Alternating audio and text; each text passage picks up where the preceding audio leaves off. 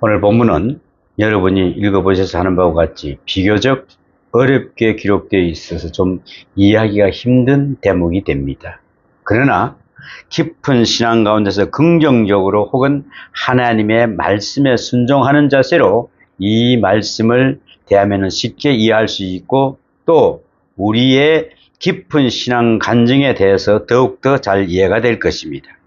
이것은 이론적으로 이해하려고 하지 말고 비판적으로 이해하지도 말고, 오직 혹은 추상적으로 철학적으로 이론을 받아들이기도 하지 말고 신앙으로 받고 우리의 신앙 관증과 함께 실제적으로 생활 속에서 이해하면 쉽게 이해할 수가 있을 것입니다. 지난 시간에는 우리는 하나님의 선택의 교리에 대해서 생각했습니다. 하나님의 선택에는 먼저 선교적 선택이 있습니다. 하나님께서 선택하셔서 당신의 일을 위하여 필요하신 데 쓰신다, 그런 의미의 선택이었습니다. 이것은 구원과는 무관합니다. 또 하나 구원적 선택이 있습니다. 이것을 우리는 신학적 용어로 예정이라고 합니다. 예정. 일반적으로 구원적인 의미의 선택을 예정이라 하고 사명적인 선택을 선택이라고 합니다. 그런데 구원은 믿음으로 말미암아 얻었습니다. 이것을 선행으로 말미암아 얻은 것이 아닙니다. 믿음으로 말미암았다 하는 말은 인간이 우리의 모든 공로와 우리의 선행, 우리의 의, 우리의 선을 향한 의지, 이것을 다 부정하는 말입니다. 근데 우리는 이걸 부정을 잘 못해요. 내가 이 정도 할 수 있는데, 내가 이 정도까지 할 수 있는데, 내가 이 정도 할 수 있어, 이렇게 하고 있단 말이지. 이것은 다 부정해야 됩니다. 우리의 노력으로, 우리를 생각으로, 우리의 선행으로 구원받는다 하는 그런 이야기가 절대로 아닙니다. 오직 하나님은 은혜로만 구원한다, 받는다 할 때에 그 은혜를 받아들이는, 수용하는 그릇이 믿음입니다. 여러분, 수용하는 그릇이 되어 있습니까? 이걸 받아들일 줄 알아야 됩니다. 우리에게 요구하는 것은 오직 믿음뿐입니다. 여러분, 이것을 우리가 알아야 됩니다. 사랑에 대한 응답은 믿음입니다. 사랑에 대한 응답이 뭘까? 때때로 우리는 사랑에 대한 응답을 사랑이라고 생각합니다. 그죠? 거기에 큰 착각이 있는 것 같습니다. 사실은 사랑을 사랑으로 응답한다고 한다면은 그 순간에 이미 진실한 의미의 사랑이 아닌 것입니다. 사랑을 사랑으로 받아들인다면, 자, 부모가 나를 사랑했습니다. 좋아. 나도 사랑할 테다. 부모님이 나를 많이 사랑했으니까 그 늙음하게 나도 부모님을 많이 사랑해야지, 이렇게 생각한다면 사랑의 가치가 어떻게 되는 것입니까? 바로 문제가 여기서 됩니다. 자, 1대1, 그러니까 우리가 장기를 하면은 장군 멍군 하니까 사랑의 의미도 부도가 나는 겁니다. 네가 줬으니까 나도 준다, 이거는 부도 나는 것이죠. 자, 진실한 의미의 사랑이란 사랑을 받아들이는 자세란 믿음뿐인 것입니다. 사랑합니다 하면은 우리는 어떻게 합니까? 사랑합니다 하면은 나는 믿습니다, 이것이 옳아요. 그죠? 사랑합니다 하는데 나는 믿습니다 이렇게 하지 않고 그냥 사랑합니다, 믿는지 안 믿는지 모르잖아. 나는 믿습니다. 사랑합니다 할 때 나도 사랑합니다, 두고 봅시다, 이러면 이것은 사랑이 아닙니다. 자, 심지어는 조금 더 나아가서는 사랑하기는 하는 것 같은데 내가 당신을 더 사랑해요, 어느 쪽이 더 사랑하나 두고 보세요, 이렇게 말할 때에 어떻게 될까요? 그 사랑은 병들고 마는 것입니다. 병들기 시작합니다. 그죠? 정말로 큰 사랑이 여기서 내가 어찌 그 사랑을 사랑으로 보답하겠다고 하겠어요? 어찌 사랑으로 응답하겠어요? 이렇게 나올 때 믿습니다. 사랑을 그대로 믿어서 받아들이는 것입니다. 이것이 바로 사랑이다 할 때 그대로 믿으세요. 하나님께서 주셨습니다. 사랑이라 할 때 바로 받아들이세요. 믿습니다. 이게 바로 사랑입니다. 신학적으로 엄격히 말해서 하나님께 대한 사랑, 그 큰 사랑에 대해서는 우리가 믿는 도리 외에는 다른 방법이 없습니다. 믿음으로 받아들이는 것입니다. 아멘으로 감사합니다 하고 받아들여야 됩니다. 그렇게 받아들이는 것만이 사랑에 대한 진정한 응답입니다. 사실은 믿을 때에 사랑이 되는 것입니다. 믿어야 사랑이 되는 것이, 안 믿었는데 이거 사랑합니다. 그러니까 믿었는지 안 믿었는지 알 수가 없잖아. 주는 자의 사랑은 있는데 받는 자가 사랑을 못 느낀다면은 이는 사랑이 아니잖아요. 사랑일까요, 그것도? 받는 사람이 사랑으로 안 받는 건 사랑은 아니요. 응?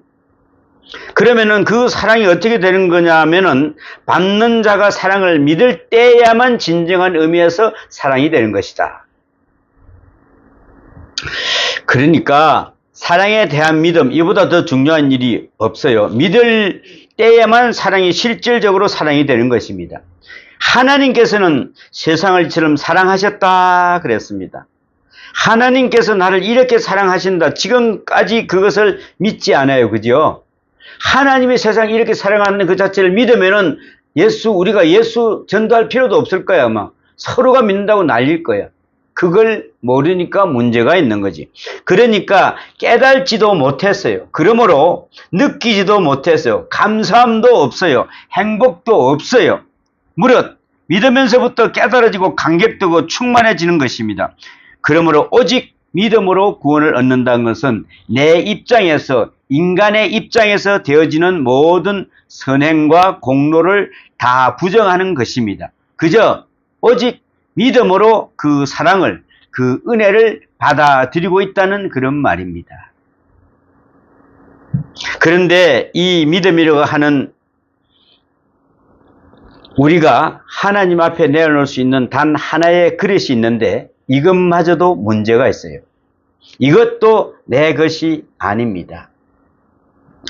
이 소중한 믿음마저도 내 것이 아닙니다. 사실 이 믿음은 내 마음대로 안 돼요. 안 믿어지는데 어떡합니까? 안 믿어지는데. 엄청난 일에 대해서도 안 믿어지는데 때가 있는가 하면은 전혀 안 믿을 때가 있어요. 믿어지는 때가 있는가 하면 또 안 전혀 안 믿을 때가 있어요. 저쪽에서는 열심히 사랑을 이야기하고 있는데 이쪽에서는 믿어지지가 않아요. 도리가 없잖아요. 안 믿어지는데 뭐. 말 그대로 혼자 짝사랑하다가 속 타고 죽는 거예요. 믿어지지 않는 이 마음을 무엇이라고 고치겠습니까? 설명한다고 되겠어요? 그러므로 이제 문제가 되는 것입니다. 그래서 성경은 믿음마저도 하나님의 선물이라고 설명하고 있습니다. 참 오묘한 말씀입니다. 하나님께서 믿음을 주세요. 선물로 믿음을 주세요. 그때야 비로소 그 사랑을 내가 받아들일 수 있게 된다는 것입니다. 또 한 가지, 어차피 모든 것은 하나님의 큰 구원의 역사 속에서 하나님께서 주관하시는 것입니다. 은혜도 하나님께서 주시는 거고요. 은혜를 받아들이는 마음, 믿음도 하나님께서 주시는 것입니다. 그러므로 모든 일은 하나님 스스로 하시는 일입니다. 구체적으로 말하면 하나님께서는 우리에게 사랑을 보여주시기 위해서 결정적으로 말씀을 주셨습니다. 말씀이 육신이 되어 우리 가운데 오셨고 오늘도 또 말씀으로 역사하세요. 이것을 객관적 계시입니다. 그리고 우리 마음에 성령으로 감동해 주사 믿음을 가지게 하세요.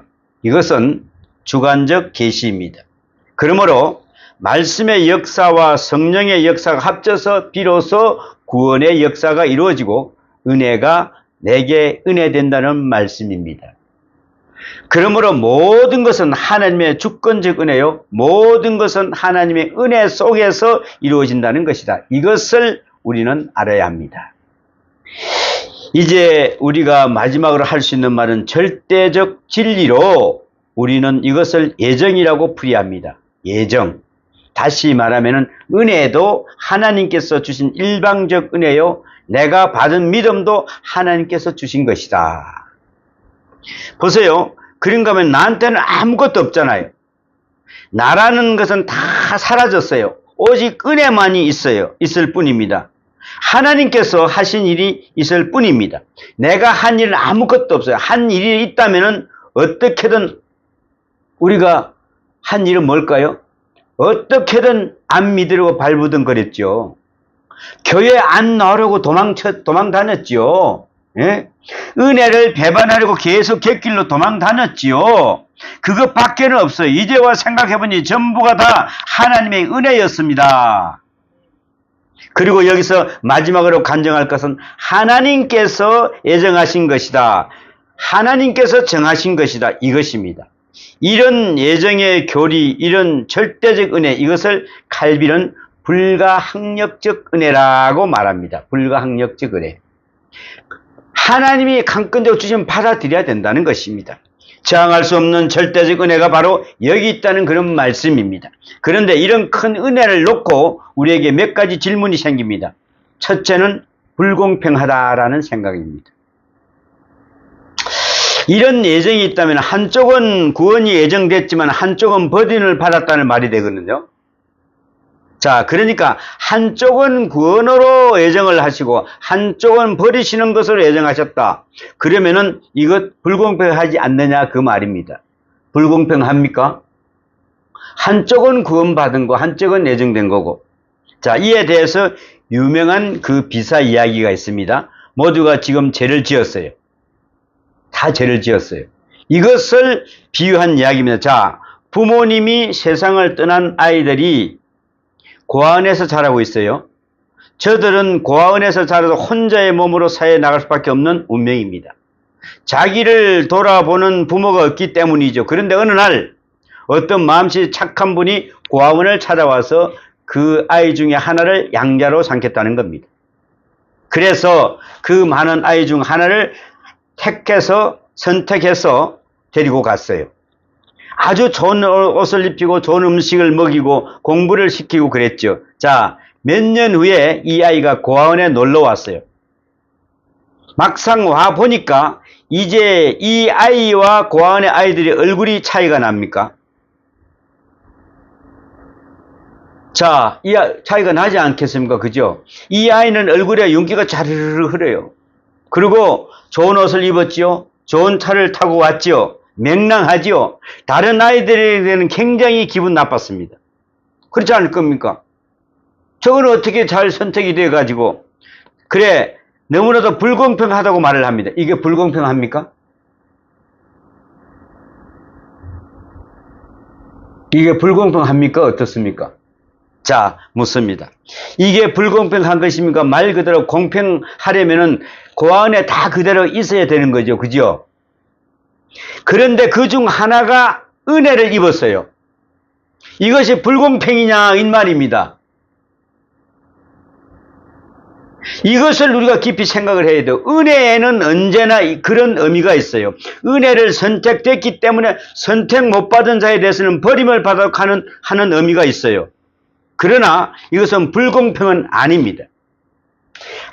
은혜란 언제나 공의를 무너뜨리는가 그렇지 않아요. 사실 사랑에는 언제나 그런 의미가 있어요. 여러분 누구나 은혜 안에서 살아요. 그죠? 그러나 은혜 안에서 살면서도 은혜를 깨달지 못했어요. 결국은 구원을 받지 못한 자가 뭘 할까요? 불평해요. 구원을 받지 못했으니까. 왜 나는 구원을 받지 않았느냐? 왜 내게는 은혜를 주지 않았느냐? 그러나 그렇지 않아요.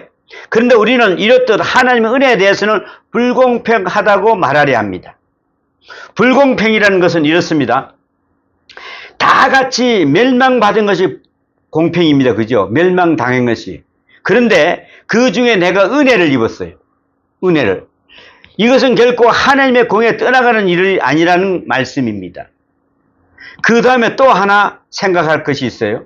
이것을 불합리하다, 합리적으로 이해가 되지 않는다 하는 것입니다. 자, 합리적으로 말합니다. 그러면은 다 멸망을 받아야 되죠. 그렇죠? 멸망받아야 돼요. 그것밖에는 도리가 없어요. 은혜의 합리성은 언제나 신비로운 것입니다. 가끔 보면은 우리는 불평을 많이 합니다. 꼭 구원받지 못한 사람이 불평을 해요. 은혜에 참여하지 못한 자가 불평을 해요. 은혜 안에 있음을 깨닫지 못하는 자가 불평을 해요. 재미있는 것은 사랑받는 자는 사랑 안에서 모든 것이 합리적으로 이해가 돼요. 사랑을 받으니까. 이것도 이해가 되고 저것도 다 이해를 돼요. 그런데 사랑받지 못한 자, 구원받지 못한 자는 모든 것이 불공평합니다. 오늘도 가만히 보세요. 실질적으로 보면은 은혜 받은 사람은요, 은혜 안에서 생각하다 보면은 다 공평해요. 참 보아하니 참 이상하게도 가난한 사람은 건강하고 부자인 사람은 병들었더라고요. 그런 경우가 많아요. 그죠? 돈은 많은데 저 사람은 병이 들었어. 또 가난한 사람은 다 병들고, 이것도 건강한 사람은, 돈 많은 사람은 다 건강하고, 이것은 불공평하죠. 그러나 이상하게도 건강에 가난한 돈이 있고 없고는 그것과는 상관이 없어요. 돈 많은 사람이 병원에 더 많이 다닌답니다. 가난한 집 사람들은 평생에 병원에 안 가도 건강을 하답니다. 여기에 공평이 있지 않아요? 또 하나, 공부하는 것도 그래요. 아주 어려운 가운데서 공부 잘해서 사는 사람이 있는가 하면은 돈은 많은데 불구하고 좋은 여건에서 공부를 못하는 사람도 있어요. 돈 있는 대로 다 공부 잘하고 돈 없으면 못한다고, 이렇다면 정말 억울하고 분해서 못 살아요. 그죠? 그러나 이상하게도 그렇지가 않아요. 그러니까 불공평하는 사람이 볼 때는 돈 있는 사람은 다 할 수 있고 돈 없는 사람은 못한다, 불공평하다, 이렇게 말해야 합니다. 그러나 은혜의 눈으로 보면은 하나님께서는 어쩌면 그렇게 공평하신지 몰라요. 똑같이 공평해요. 있고 없고는 상관이 없습니다. 여러분 생각하십니까? 하나님께서 역사하시는 일이 참 공평하시다. 정말 이렇게 생각하세요? 이렇게 느껴집니까? 심리적으로 한번 생각해 보세요. 이렇게 생각하는 사람은 구원을 받은 사람입니다. 어떤 사람이 구원을 받은 사람인가 잘 보세요. 그런데 하나님께서는 하필이면 왜 이렇게 하시나, 못마땅하다. 하나님께서 하시는 일은 무엇이든지 그래 자꾸만 이렇게 느껴지면 문제가 좀 있는 것입니다. 무릇 합리적이나 불합리적이나 하는 것은 어느 쪽에 중점을 두고 생각하느냐에 달려 있는 것입니다. 객관적에서 이론에는 있는 게 아닙니다. 사랑받는 사람은 모든 것을 공평하게 이해한다. 또 그것을 합리적으로 이해하고 있다. 이것을 생각해야 됩니다. 그리고 예정에 또 하나의 문제점은 만인덕구설이라는 것입니다. 만인덕구설. 자, 하나님께서는 은혜로운 하나님이시요 사랑의 하나님이신데 어떻게 영원한 지옥을 만들 수 있느냐, 이 말입니다. 만일에 지옥이 있다면 그것은 잠시 머물렀다 가는 대합실일 것이다. 혹은 유치장쯤 되는 것이 아닐까? 분명히 다 구원을 받을 것이다. 언젠가는 구원을 다 받을 것이다. 이것이 바로 만인덕구설입니다. 모든 사람이 구원을 받는다는 것입니다. 그러나 이것을 분명히 알아야 돼요. 만인덕구설이라면, 정설이라면 예수님께서는 십자가에 돌아가실 필요가 없었습니다. 다 구원을 받아야 되니까요. 다 구원받을 사람인데 십자가에 예수님이 왜 돌아가시겠어요? 미국에서 이런 신학적 토론이 있었다 그래요. 한 50명이 저녁에 모여가지고 신학 특강을 들은 다음에 토론을 하는데 교수님들이 열변을 토하면서 서로 자기 의견을 내놓았습니다. 문제는 지옥입니다. 한 사람은 지옥이 있다, 한 사람은 지옥이 없다 그랬어요. 지옥이 없다는 사람이 만인덕구설 편입니다. 그런데 그 사람이 뭐라고 하니, 나는 천당을 믿기 때문에 지옥을 믿을 수가 없다 그래요. 또 한 사람은 나는 천당을 믿기 때문에 지옥을 믿는다라고 말을 했어요. 여러분은 어느 쪽입니까? 지옥 없는 천당을 한번 생각해 보셨습니까? 지옥 없는 천당.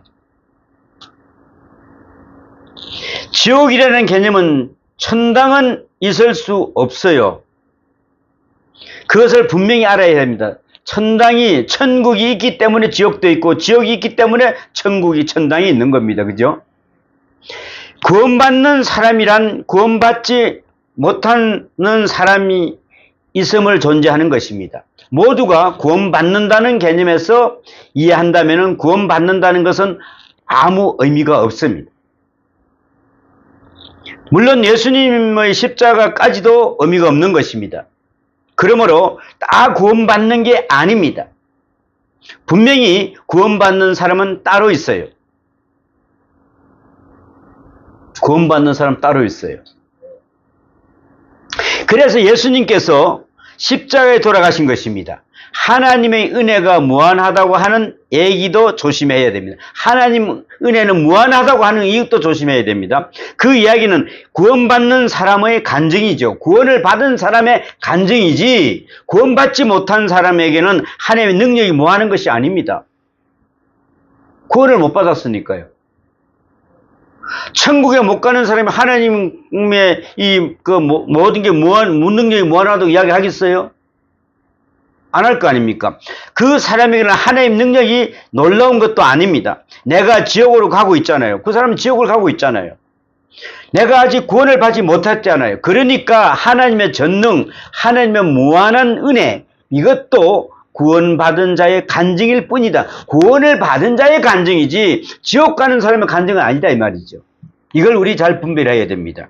그러면은 구원은 은혜의 하나님이다. 이 은혜는 불가항력적 주권적 은혜다. 이것을 우리가 깊이 생각해야 됩니다. 다시 한번 오늘의 본문을 설명합니다. 그런즉 원하는 자로 말미암도 아니요 다람쥐를 하는 자로 말미암도 아니요. 16절에 그랬죠. 원하는다는 것은 소원을 말씀함입니다. 가만히 보면은 이런 사람이 있어요. 교회에 나와야겠다 하면서도 안 나와요. 그런 사람 많잖아요. 나 교회 갈게요. 갈게요. 꼭 갈게요. 기도해야겠다 하면서 못해요. 어떤 분은 교회에 나가겠다고 10년 동안을 벌려왔는데 아직도 못 나온다 하면 이렇게 말을 합니다. 정말 힘들어요. 교회에 나오겠다고 하면 왜 그렇게 꼭 일이 터지는지. 교회 그날 아침에 가려고 준비 딱 해놓으면 또 꼭 무슨 일이 생긴다는 거야. 이런 일, 저런 일, 이런 핑계, 저런 핑계 가지고 그 많은 세월을 그냥 사는 것입니다. 너무나 원하면서도 못 나오는 사람이 참 많습니다. 이 사람이 어떤 사람일까요? 구원받은 사람일까요? 자, 아침에는, 주일날 아침에는 나와야겠다고 생각하다가 막상 그 시간에는 또 못 나와요. 그것을 반복하고 있어요. 그 다음에는 계속 이렇게 한평생을 지나요. 원하면서도 그 소원을 이루지 못해요. 알면서도 실천하지 못해요. 은혜 바깥에 있기 때문에 그렇습니다. 이게 은혜를 받은 사람과 구원받은 사이가 바로 여기 있습니다. 또 다람쥐를 한다는 것은 노력을 말합니다. 말씀합니다. 가만히 보면은 사람들은 그 얼마나 많은 노력을 합니까? 어떤 사람들은 구원을 위해서 참 많은 노력을 많이 합니다. 그런데 그 노력이 율법주의로 빠져요. 여러분 이거 조심해야 됩니다. 율법주의로 빠지는 거 조심해야 됩니다. 왜 모세가 죽었겠어요? 120살의 창창한 나이에. 왜? 율법은 거기까지. 그 율법이 저기서 죽어야 돼요. 그 율법을 완성시킨 사람은 누구죠? 예수님.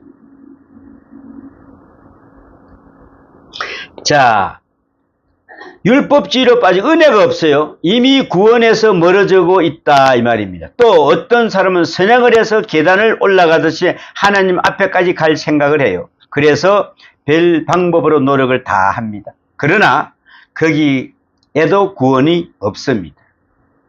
성 아우구스티누스의 말대로 아무리 노력하고 아무리 수고해도 이것이 하나님이다 하고 찾고 보아도 실은 우상이었다. 여러분, 나도 모르게 하나님의 우상을 숨기고 있는 사람 굉장히 많아요. 나도 모르게 하나님 우상을 숨기고 있다 이 말이에요. 조심해야 됩니다, 여러분. 정말 그래 인간의 노력에는 아무 쓸데가 없는 것입니다. 그래서 원하는 자로 말미암아 이룰 수도 없고 다람박질하는 자로 말미암아도 되지 않는다고 성경은 말씀합니다. 그렇다면 도대체 무엇으로 말미암아야 합니까? 무엇으로 말미암아야 합니까? 오직 긍휼히 여기시는 하나님으로 말미암아야 되느니라. 16절에 하나님으로 말미암아 되느니라. 하나님께서 불쌍히 여기셔서 되는 것입니다. 이래야 되는 것입니다. 이런 재미나는 또 비유가 하나 있습니다.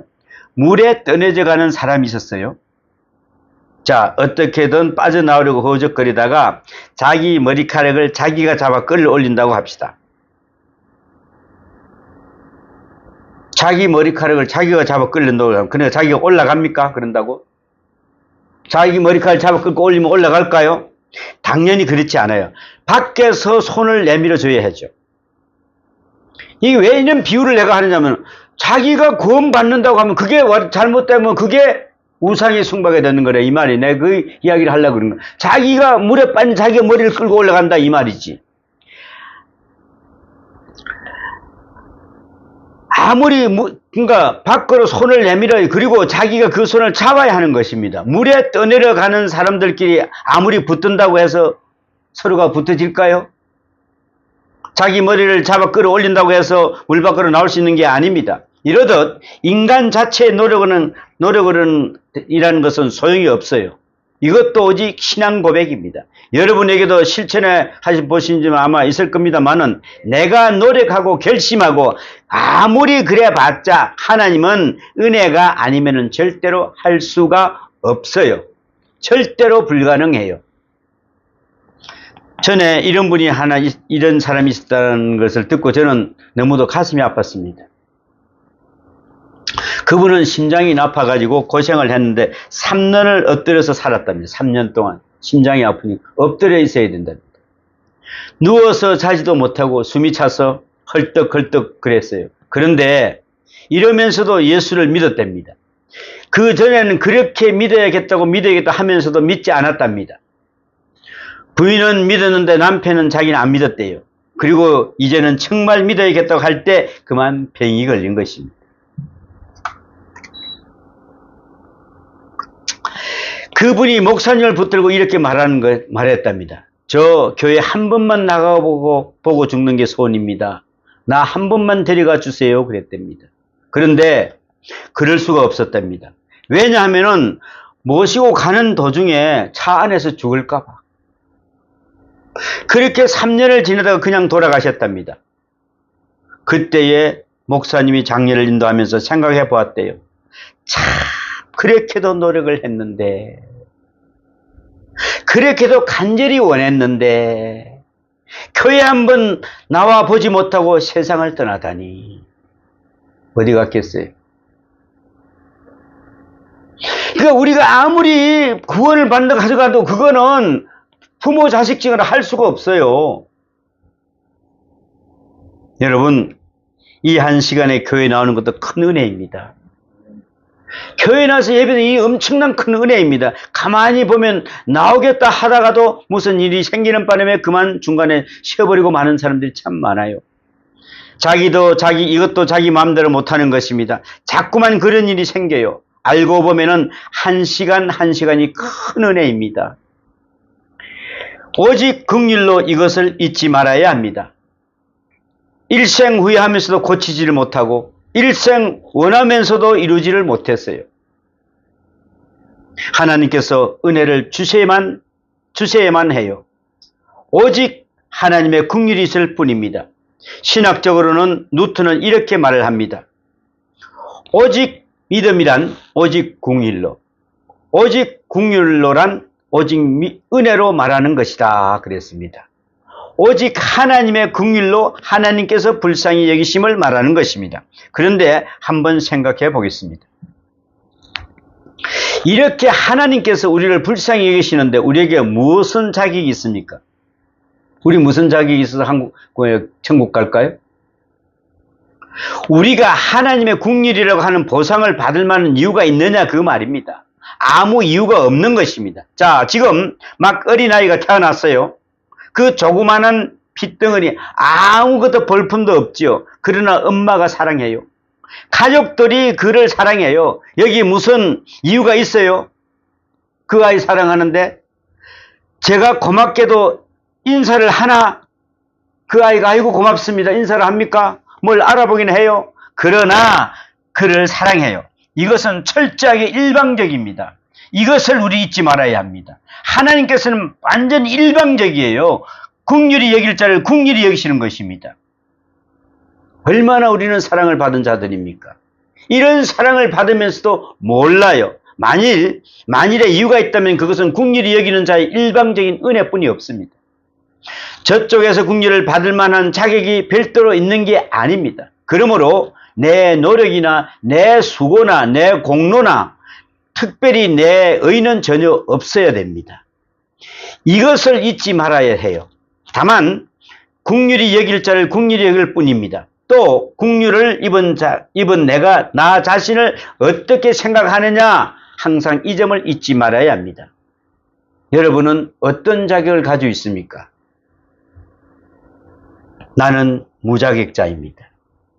나는 긍휼을 이룰 만한 자격이 없습니다. 하는 것을 사도 바울은 내가 하나님을 모를 때에, 하나님과 원수되었을 때에 하나님께서는 나를 사랑하셨다 그랬습니다.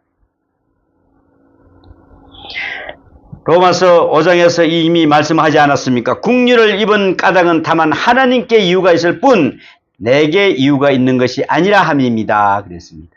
그래서 그는 이런 재미있는 말을 합니다.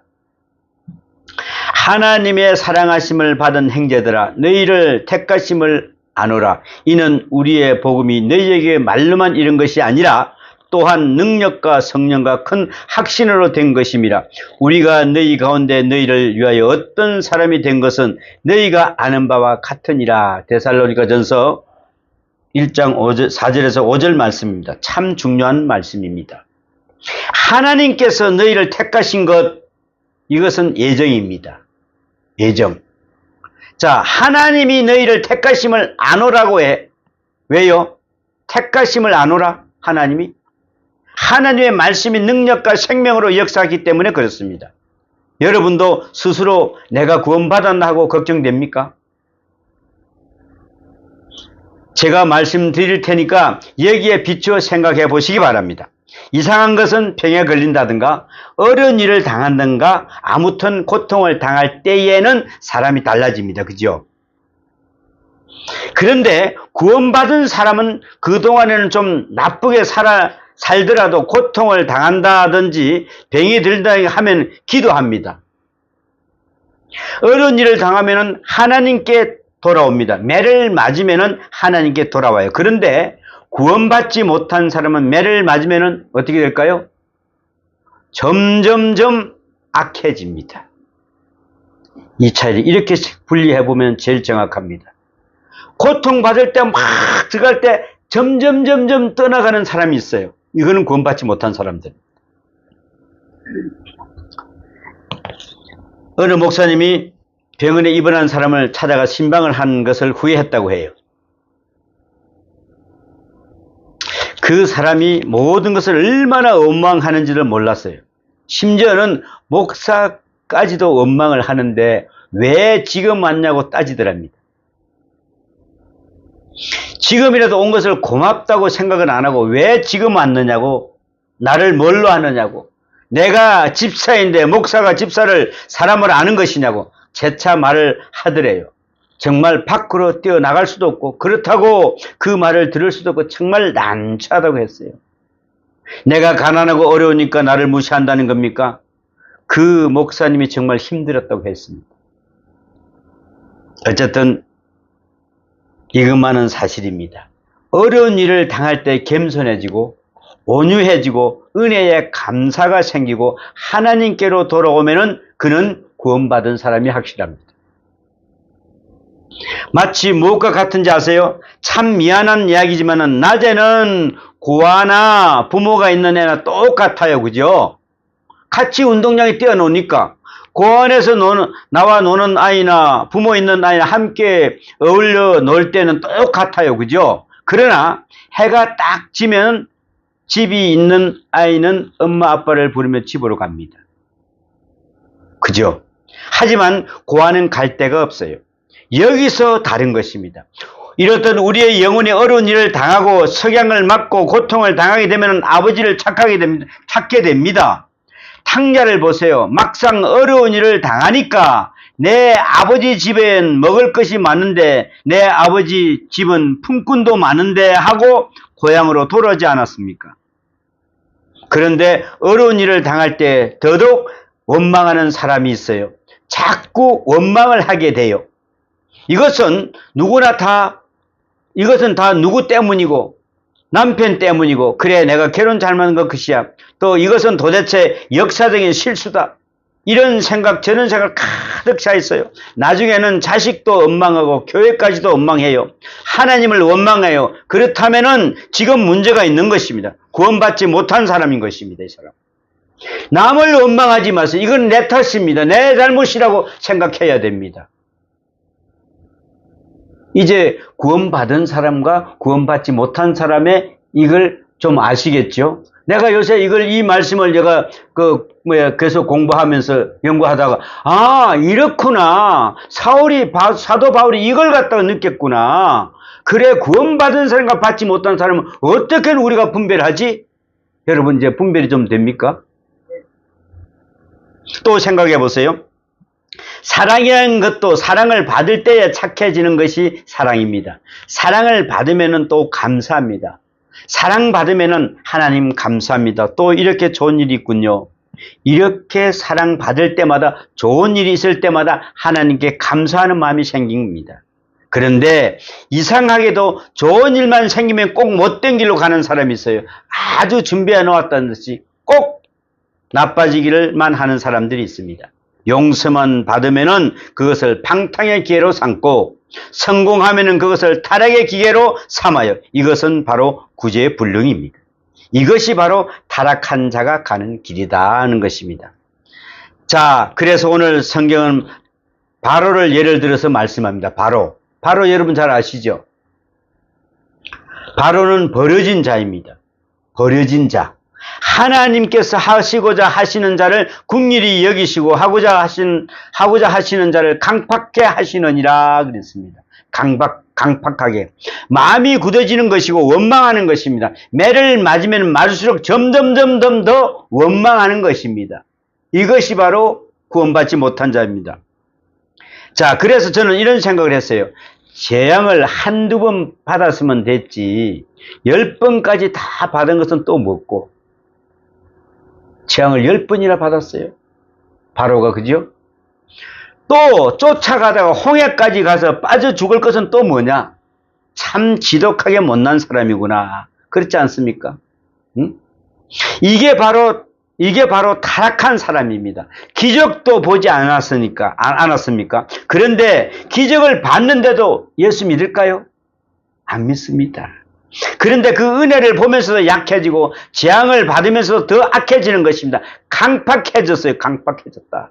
마음이 자꾸 굳어지는 것입니다. 이것이 바로 버림받았다는 증거입니다.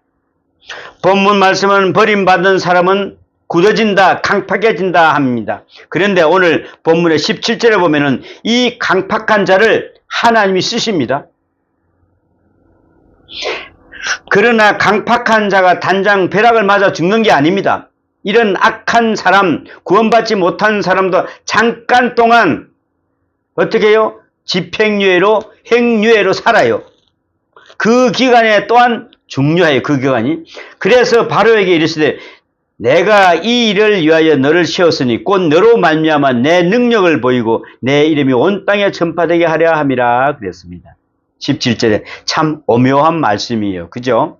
바로가 강팍하게 놀았기 때문에 하나님의 능력이 나타났고 이스라엘은 하나님의 큰 능력을 보게 됩니다.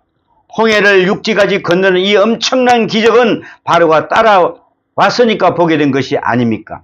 바로가 안 따라왔으면, 강팍하지 않았으면 이렇게 홍해가 갈라지는 기적을 보지 않았겠지요. 자, 그러므로 악한 자도 하나님께서 이렇게 선하게 쓰십니다. 선한 목적으로 쓰십니다. 여러분 이거 아셔야 돼요. 이게 뭘 악한 사람이라고 하나님께서 그냥 사용하십니다. 성경은 악한 자도 악한 날에 적당하게 지으신다고 말씀하셨어요. 여러분, 이 세상이 이렇게 악한 사람도 있다 이 말입니다. 그래서 여러분, 지금 현재 막 저거 하고 그러지 마세요. 하나님이 그걸 내 죄가 어떻게 사용할 수 있는 것입니다. 그러나 원망하지 마세요. 분명히 선교적으로 그 사명이 있어요. 하나님의 신비로운 경륜 속에서 그들은 역사를 간접적으로 이루고 있습니다. 놀라운 신비가 여기 있습니다. 그러니까 때때로 악한 자에 대해서 구원받지 못한 사람들에 대해서 원망, 불평할 필요가 없습니다. 다 하나님의 손에 의해서 쓰임을 받고 있기 때문에 그렇습니다. 이제 아시겠습니까? 왜 악한 그 왕을 세웠을까? 그 악한 자가 왜 이걸 막 휘두르고 있을까? 왜 그랬을까? 하나님이 사용해서 그냥 도구로 쓰시는 겁니다. 모든 것으로 근본적으로 모든 것이 은혜요. 그 은혜는 절대적이고 불가항력적인 것입니다. 그리고 내가 택함을 받았고 내가 구원을 받은 사람이라 하는 이 많은 은혜 속에서 항상 새롭게 성장해야 합니다. 이 은혜가 함께 하시기를 축원합니다. 기도합니다. 아버지 하나님, 하나님의 신비스러운 경륜 속에서 하나님의 역사를 간접적으로 이루는 것을 볼 때 이 놀라운 신비가 어디 있습니까? 때때로 악한 자에 대해서도 구원받지 못한 자들에 대해서도 원망, 불평할 필요가 없습니다. 우리는 다 하나님의 손에 의해서 쓰임받고 있기 때문에 그렇습니다.